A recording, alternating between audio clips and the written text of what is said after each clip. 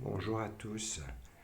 Voilà, il est dit dans le psaume 107, dans la Bible, dans leur détresse, ils crièrent à l'Éternel, et il les délivra de leurs angoisses. Il envoya sa parole et les guérit, et les fit échapper de la fosse. Frères et sœurs, sa parole qui est venue dans le monde, sa parole qui nous a été donnée, écrite, sa parole qui est la vérité. Sa parole nous enseigne, elle est bonne pour nous conduire. Aussi, sa parole nous dit, Éphésiens 2, et nous rappelle, interrogeant nos consciences, elle nous dit, vous étiez morts par vos offenses et vos péchés, dans lesquels vous marchiez autrefois, selon le train de ce monde, selon le prince de la puissance de l'air, de l'esprit qui agit maintenant dans les fils de la rébellion. Nous tous aussi, nous étions de leur nombre, et nous avions autrefois, selon les convoitises de notre chair, accompli les volontés de la chair et nos pensées, et nous étions par nature des enfants de colère, comme les autres. Mais Dieu, qui est riche en miséricorde, à cause du grand amour dont il nous a aimés, nous qui étions morts par nos offenses, nous a rendus à la vie avec Christ. C'est par grâce que vous êtes sauvés. Il nous a ressuscités ensemble.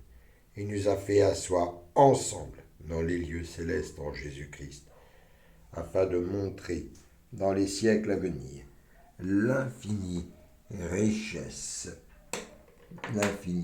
de sa grâce par sa bonté envers tous.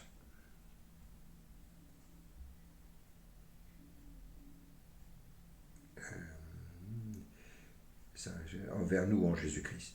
Car c'est par la grâce que vous êtes sauvés, par le moyen de la foi. Cela ne vient pas de vous. Cela ne vient pas de vous. C'est le don de Dieu. Et ce n'est point par les œuvres, afin que personne ne se glorifie. Car nous sommes son ouvrage, ayant été créés en Jésus-Christ pour de bonnes œuvres, que Dieu a préparées d'avance, afin que nous les pratiquions. C'est pourquoi vous, autrefois païens, dans la chair, appelés incirconcis par ceux qu'on appelle circoncis, et qui le sont en la chair par la main de l'homme.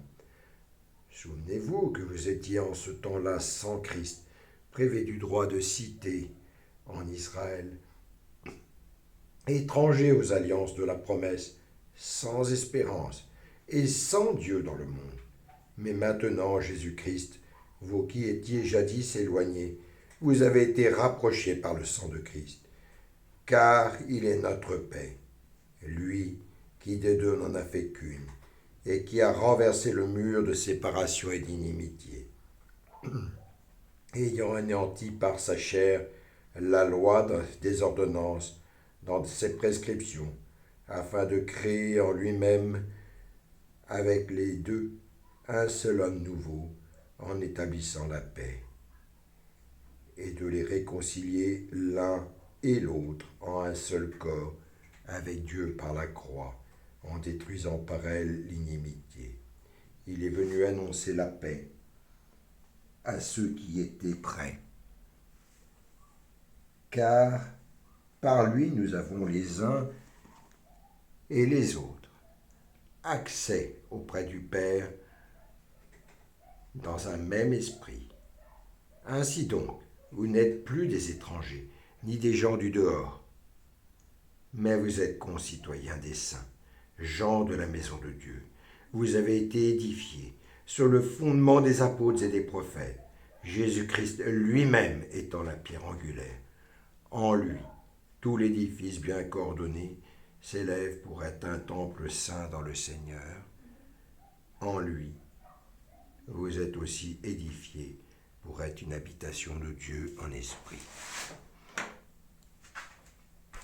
Frères et sœurs, vous l'avez compris, le salut vient par Jésus-Christ, lui qui pardonne les péchés, qui nous fait asseoir dans sa gloire. Il a pardonné nos fautes, nos péchés, nos iniquités. Et il nous a fait asseoir dans les lieux célestes en Jésus-Christ. Nous qui étions morts par nos offenses, il a ressuscité. Il nous a ressuscités. Il nous a donné la vie, une vie nouvelle. Ô Seigneur, je te glorifie. Je te glorifie pour cela. Le Seigneur qui t'aime.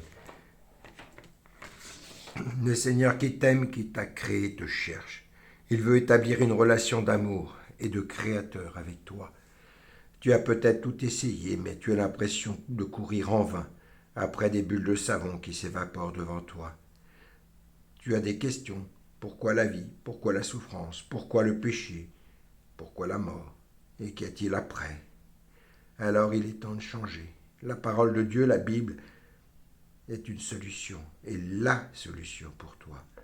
Dieu avait déjà tout prévu pour le changement de ta situation en donnant son Fils Jésus par amour pour toi. 1 Jean 4, verset 9. L'amour de Dieu a été manifesté envers nous en ce que Dieu a envoyé son Fils unique dans le monde afin que nous vivions par lui. Il a un plan pour ta vie. Il veut te conduire dans ta destinée éternelle. Jérémie 29, 11. Car je connais les projets de paix que j'ai formés sur vous, dit l'Éternel. Projets de paix et non de malheur, afin de vous donner un avenir et de l'espérance. Tu n'es pas juste une créature comme les autres. Dieu t'a créé avec un esprit, une âme, un corps. Tu es d'ailleurs la seule créature en qui Dieu a insufflé son souffle de vie. Il t'a fait à sa ressemblance. Genèse 1, 26. Dieu t'a créé par amour, pour avoir une relation d'amour et une communion parfaite avec lui, ici-bas, et te conduire dans l'éternité. Tu veux décider aujourd'hui de commencer cette relation d'amour avec Dieu? Si tu le souhaites, je t'invite à faire la prière de repentance en suivant le modèle que je te donne. Remercie Dieu pour tout ce qu'il a prévu de faire dans ta vie. Quand bien-aimé, même séparé de lui, reconnais que tu es pécheur par ta nature et que tes efforts personnels ne peuvent pas te délivrer. Dis à Dieu dans ta prière tes péchés qui te viennent à l'esprit. Invite le Seigneur Jésus-Christ à venir habiter dans ton cœur afin de t'aider à t'abandonner complètement dans tout péché. Dis-lui que tu veux qu'il vienne aujourd'hui, ton Seigneur et ton Sauveur personnel, et qu'il fasse de toi son enfant. Si tu as sincèrement fait cette prière, sache que tu es à présent un enfant de Dieu. Je te souhaite la bienvenue dans la grande famille de Dieu. Nous voulons t'aider et nous pouvons t'aider. Voici, je me tiens à la porte, dit le Seigneur. Je me tiens à la porte de ton cœur et je frappe. M'inviterais-tu que je viendrai manger chez toi? Soyez bénis.